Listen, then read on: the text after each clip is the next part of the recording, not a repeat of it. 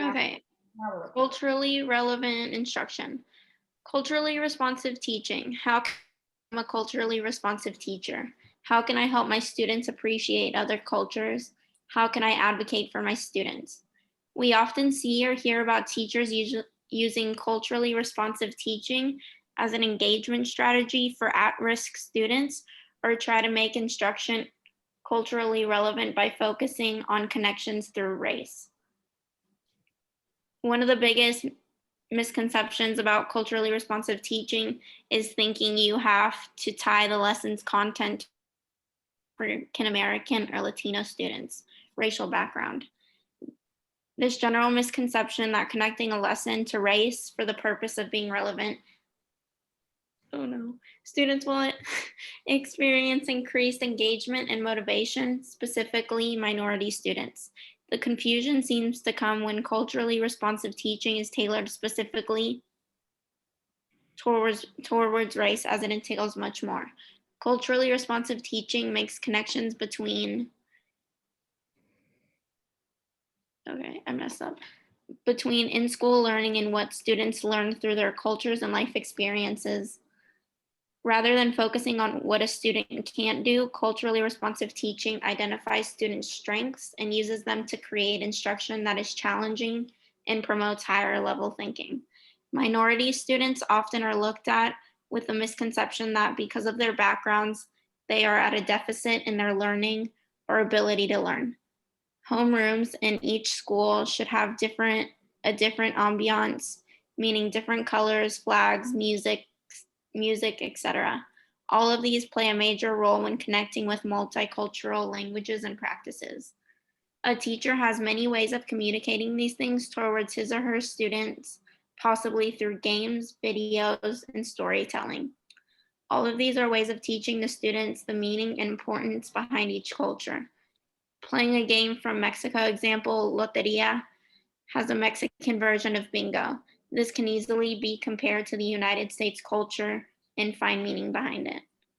Through thought-provoking games that elicit responses from the student's background and knowledge of the world, promote a culturally responsive classroom.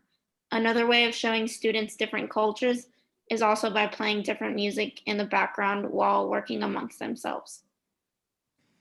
That's all I have. Okay, I like it. It's a really good job. I like the way that your kind of the way you wrote was less academic, and I could understand exactly what you were saying. Like, something I'm going to change about my writing is the way I interjected my quotes didn't feel as natural as the way that you interjected yours. So I can leave comments. I just realized I don't have edit access, so I requested it from you. Okay. Yeah, I think you did a really good job. And I like the way also that you provide examples for how to incorporate it instead of just saying why it's important and stuff like that.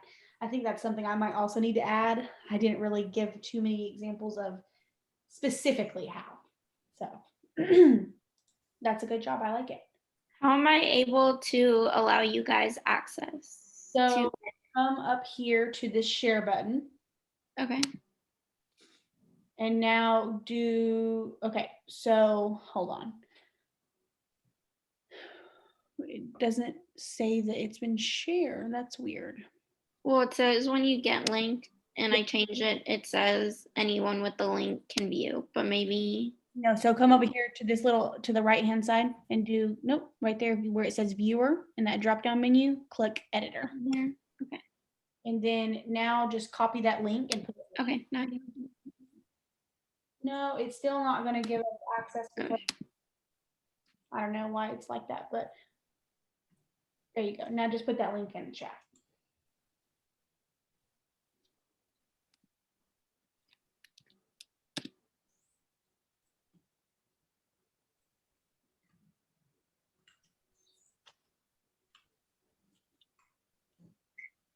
Let's see if it works. Okay, 1 second. I sent it, but it's sent just to Kylie. I'm so sorry. Oh my It's gosh. okay. I'm so sorry. Oh my gosh. But it's sent privately to you instead of to everyone. Okay, So now I can edit. Okay, I got it too. So I would just say, where was I? Here, instead of saying can't do, I would just say cannot. Okay.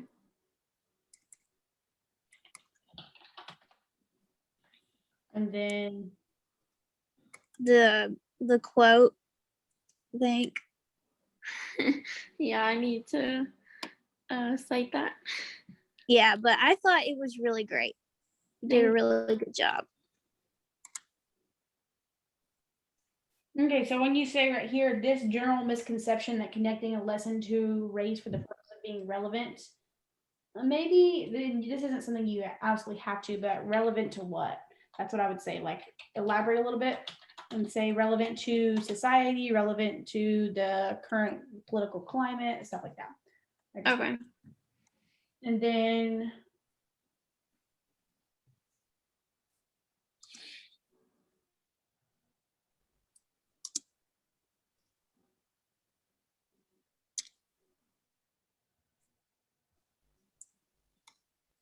I would just say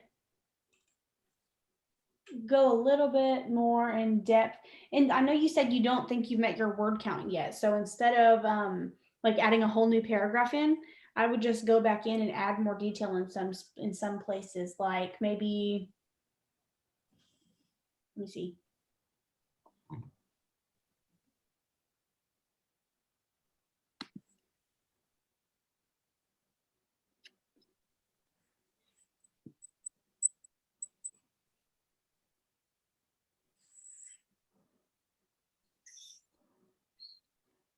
I had it, but then I lost it. I gotta make the text a little bit because I don't have my glasses on. Okay, hold on.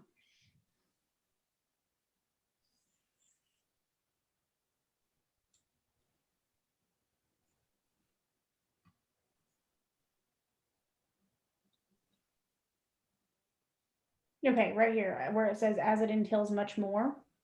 When you're talking about how culturally relevant teaching goes beyond just tying to race, it encompasses much more. I would say, like, what else does it entail? And I know there's a lot more, but just explain, and that might help you meet your word count. Okay. In this comment where I say elaborate, not just in this one spot, but just in general, you elaborate on some other ideas. I think that'll help you make your word count and make your paper more kind of like, instead of adding more quantity, add more like quality. Okay. You did a good job. I like it. Like I said, I really like the specific examples you gave. Okay, Kylie, you want to go next or you want me to? I can go. So you can just start sharing. I'm on my phone, but I can. Yeah, okay, then just don't worry about it. I think, where'd you get that? That's okay. Okay. Lisa and I will just pull up your document. Okay. What I'll share though, so that when Dr. Slay's watching, she can see. Yeah. Yeah. Okay. Okay. All right. Importance of the CREATE model for culturally responsive instruction draft. A common misconception about culturally responsive instruction is that teachers must teach the Asian way or the African American way. People often get intimidated by the words culturally responsive because of the incredible number of cultures and mixes of cultures in today's classrooms. Too often, teachers subscribe to the misguided idea that students of different races need to be taught differently, and they waste an enormous amount of effort in the process. Another result is that teachers usually appear fake by simply trying too hard to impress students of different backgrounds. The key point is that we do not need a different teaching method or curriculum in order to be culturally responsive. We can instead teach the entire class in a way that relates and builds upon all of our students' respective cultures. The CREATE model can help achieve this. The CREATE model asks teachers to provide culturally responsive instructions for their students. This model requires that teachers make a concerted effort to learn about their students' individual cultures and interests, language, sports, music, and so on. To achieve this, you should consider using surveys and questionnaires and build relationships by informally talking to your students and asking about their interests. Ask them what they like to do during the day, what celebrities they look up to, or what music they like. This can help facilitate meaningful relationships with each of your students. After teachers have gained an understanding of where students come from, they can incorporate learning styles, culture, background, prior knowledge, vocabulary, music, and sports into the curriculum.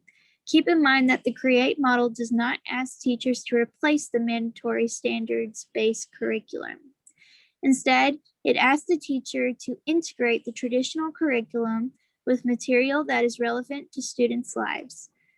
Urban educators must question their teaching practices and develop culturally relevant teaching strategies to hook their students. To this end, teachers must use the cultural capital available in their classrooms to capture attention, engage students, and make the academic curriculum relevant. That's it. Nice job. I really like the way that you kind of shifted into a method of not changing anything, but instead building on what we already have. That came up in one of the quotes I found. It said something about, there's nothing wrong with the literature that we already study, like, Animal Farm, Of Mice and Men, Romeo and Juliet, everything like that. But what we need to do is add in some multicultural literature in addition to what we already have. So I like that. Yeah. One thing that I would recommend changing, well, I don't know, does CREATE have, is that an acronym? Yes, it is. I need to add that. I should have added that. Yeah, and then another thing that I would change is I would also add in, or take out, should I say, where you have italicized some of the words for like, I don't know, for effect, like where you would, Yeah. right here where it says, keep in mind that the CREATE model does not ask teachers to replace the mandatory standards based on curriculum. Instead, it asks teachers to integrate. Those words, I see what you're trying to do, and it makes a lot of sense. For the actual academic essay, I wouldn't recommend doing that because that italicizing means something different. That's like the same thing. Okay. Whenever you're like citing a source, you're meant to italicize the name of it. Yeah. That could be confusing, but for your blog post, that would be fine to do that, I think, because for your blog, you're Okay. going for that like more artistic effect. And then the last thing that I would say is, I don't know if this is one of the requirements or not. This was something I was kind of unclear on, so I'd like to hear what you guys think. But she said we had to come up with 5 sources. Does that mean that we have to address each source in the paper, or no? Okay, cool. Then never mind. You're good. That's all I got for you. Okay. All right.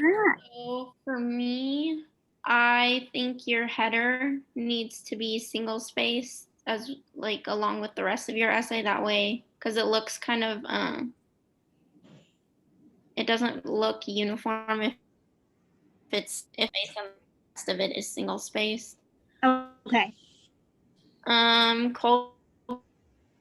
Y'all can tell me if you think differently, but again, like Reagan said, I don't think it needs to be italicized, but since you're referring to those specific 2 words, I think they need to be in quotations. Okay. Yeah. Sounds good to me. And then where you use CREATE, I think those words need to be italicized because it is the name of a model you're referring to. Okay. Yeah. Makes sense. I see what you're saying. And then citations. And then the Okay.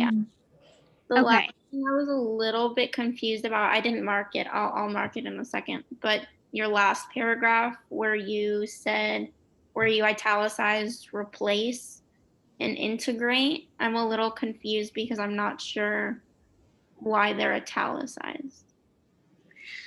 It was just to like enhance, I guess, the meaning of those words, but I can see why that doesn't need to really be a thing. Okay. Fine to do Instead, but you can keep those again, trying to highlight those words without, because italicizing it just makes it it's a little confusing. So I think again, if you're trying to highlight those words, put them in quotations because you're referring to that one specific word. Okay. But nice job, Kylie. I like it. Okay. So thank you. All right, I'll give Issa a minute to finish up her. I think she said you still have to add a couple comments, right, Issa? Yes, okay. Let me know when you're ready then.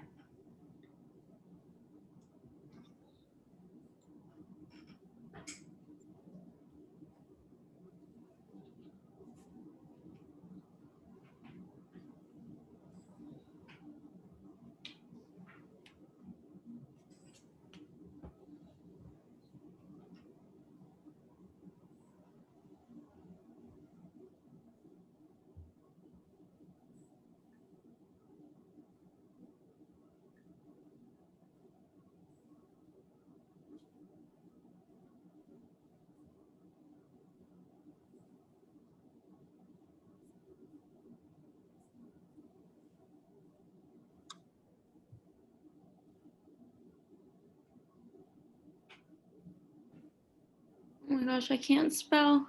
It took me so long, or I had to spell italicized like 6 different times. Okay. Ready? Yes. So, culturally relevant instruction. The United States of America is a beautiful country with beautiful citizens who have diverse backgrounds, beliefs, and bodies. This country is known for and prides itself on our melting pot culture. This country, wait, okay, I already read that. However, when you look at the instruction that is provided to our youngest Americans in their most formative years, the curriculum and teaching practices do not reflect our melting pot culture. It should be noted that our country's education system has had a dark past. Schools used to be segregated based on race, with the idea that students of color and white students were equals but should be kept separate. Thankfully, school segregation ended 67 years ago with the case of Brown versus Board of Education, and our school's population and demographics have matched our melting pot culture since. However, it is simply not enough to have just the demographics of the school match that beloved melting pot ideology. Our curriculum and instruction must match it too.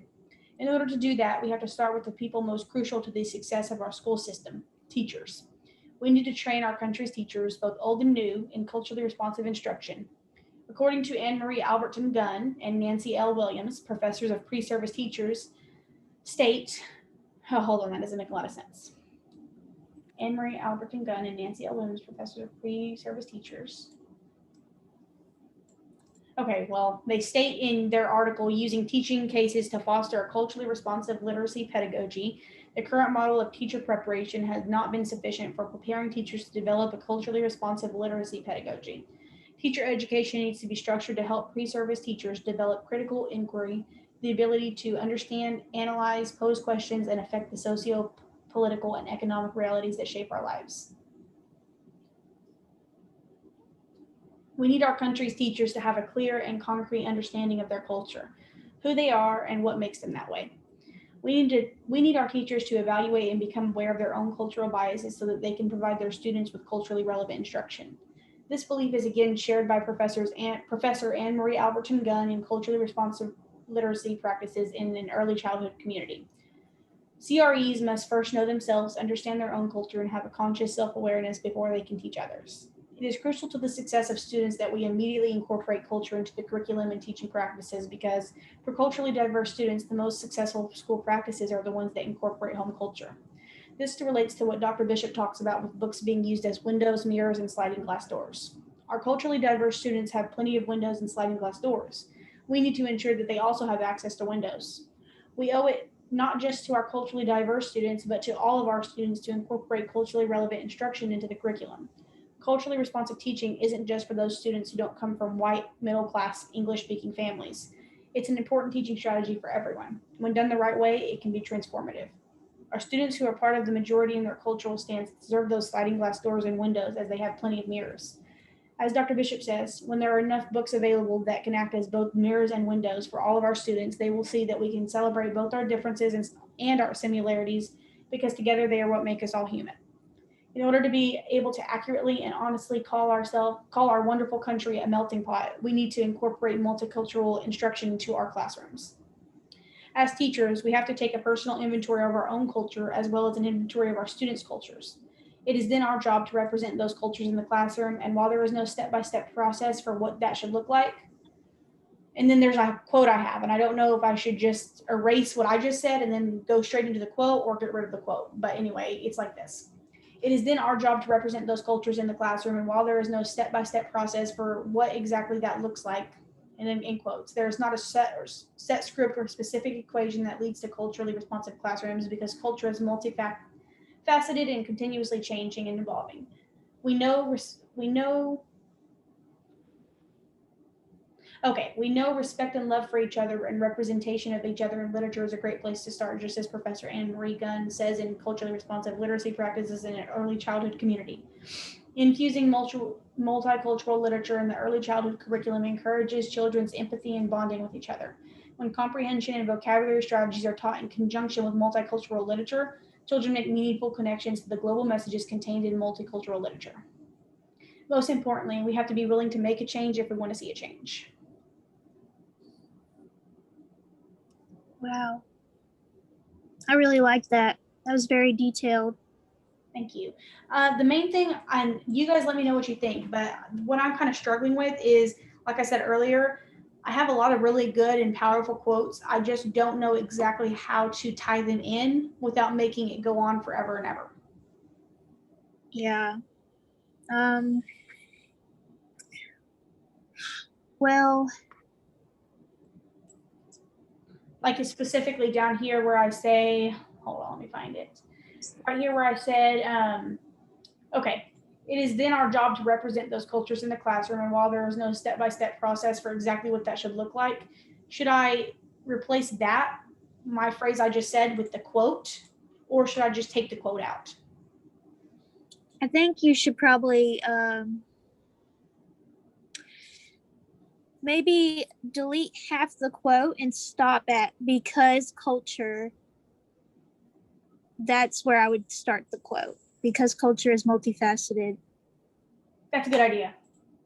Yeah, that's where I would just delete the first part and then, yeah, just like that.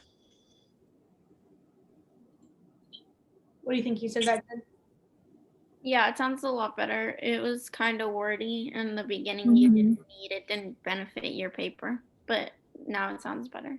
Okay. Yeah. So also, kind of, I have this problem multiple times where I say, just as Professor blah, blah, blah says in blah, blah, blah. Should I take that out and just put the quote, or should I leave the kind of intro? If you do it too much, it does run on.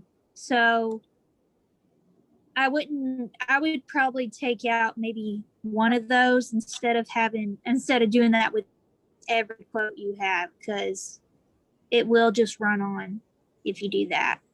I think this is better now. Let's read it again. Okay. It is then our job to represent those cultures in the classroom. And while there is no step-by-step process for exactly what that should look like, because culture is multifaceted and continually changing and evolving, we know respect and love for each other and representation of each other in literature is a great place to start. Infusing multicultural literature in the early childhood curriculum encourages children's empathy and bonding with each others, with others. Hold on, let me change this. Wait, is infusing a separate sentence? Well, not really. It's in which that's kind of where I'm struggling because that is its whole sentence together. It's a quote. But I want to include that in the sentence about respect and love for each other and representation of each other. So should I add a comma or should I say like this is like what this person said? Because before You can put, because a comma is not going to work. It still doesn't sound right, but you can put maybe comma such as in Or as literature. last name stated or something like that. okay, Maybe. yeah, that's kind of what I have. Okay, so before it used to say we know respect and love for each other and representation of each other in literature is a great place to start, just as Professor Anne Marie says. Maybe I just take out, I say just as Professor Anne Marie says. So I'll just take out the name of the paper she said it in and I'll just leave her name in there. That way it makes more sense. Let's try it again. Okay. It is then our job to represent those cultures in the classroom, and while there is no step-by-step process for exactly what that should look like because culture is multifaceted and continually changing and evolving, we know respect and love for each other and representation of each other in literature is a great place to start, period. Oh, my period down way down here. Oh, okay, you're back. All right, so start, period. And then just as Professor Anne Marie Alberton Gunn says in infusing, okay, I'll take away in. Infusing blah, blah, blah, blah, blah, blah, blah. Okay. Mhm. All right. Yeah, that sounds a lot better. Yes. Do you want to say states instead of says? Because says seems a Mhm. little casual. Okay, down back where we were. Yes, Right here where it says, yeah. I agree. Yeah. Okay. All right, now y'all tell me about these up here. Like some of them are just grammatical, but Is it cool if I add a comma for you? yeah, do whatever you do. Okay. So I can go, it doesn't really matter who goes first, but I just put to indent your paragraphs. Okay.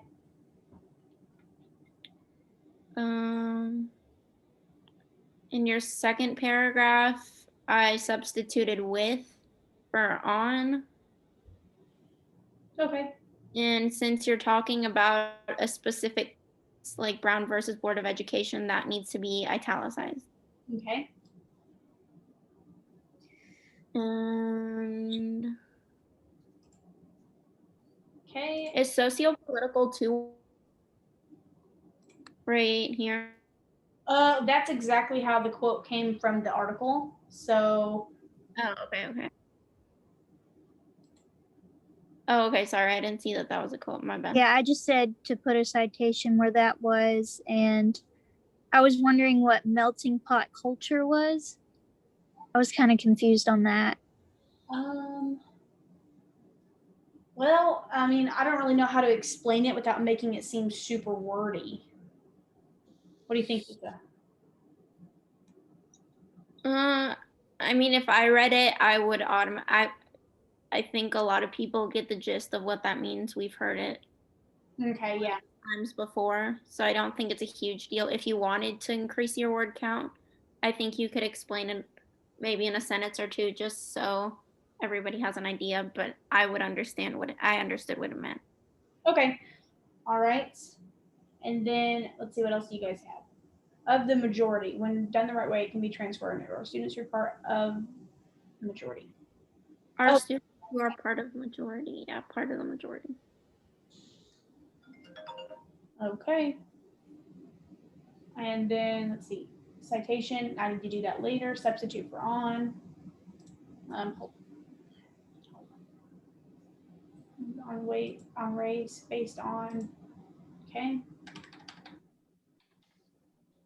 Oh man, I forgot to mark resolved. Okay, indent paragraphs. Okay, yeah, I'm gonna do that in a second though because I want to I also have to make the font way smaller. So okay. Oh yeah, it's 14. I meant to say that earlier. I had it at the beginning, but then we started with me and I got No, you're totally good. Okay, well, I think that's it, guys. I'm going to work on these in just a second. Yeah, me too. Okay. It was easy to follow though. Other than that, like a few little errors, it was good. I liked it. Mhm. You did a really nice job too. I really liked hearing all of your essays. It was nice to see the different takes on it that we all had. We all had the same assignment, but we all had a little bit of a different take. So that was nice to see. Yeah. All right, guys, I'm going to stop the recording.